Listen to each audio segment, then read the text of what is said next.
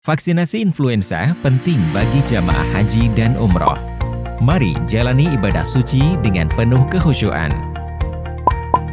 Saat menjalankan ritual ibadah haji dan umroh, jamaah rentan terkena penyakit, termasuk influenza, batuk pilek atau selesma, keracunan makanan, kulit terbakar, sengatan matahari, kelelahan karena panas, gula darah rendah, serangan jantung, dan diare. Penyebab utama wafatnya jamaah haji Indonesia dikarenakan 34% penyakit kardiovaskular, 37% penyakit saluran nafas. Apa itu influenza atau flu? Influenza merupakan penyakit infeksi saluran nafas yang disebabkan oleh virus influenza, sangat menular.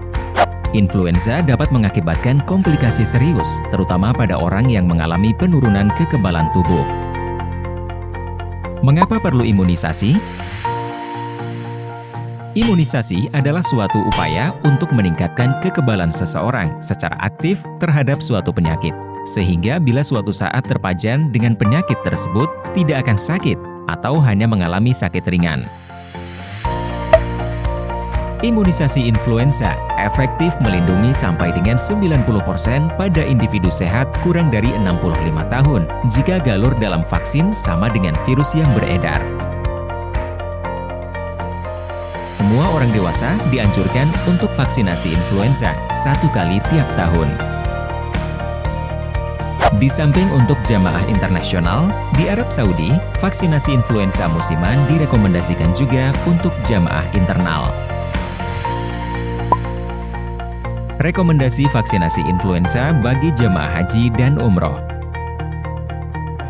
Calon jemaah haji atau umroh termasuk kelompok yang dianjurkan untuk mendapatkan vaksinasi influenza.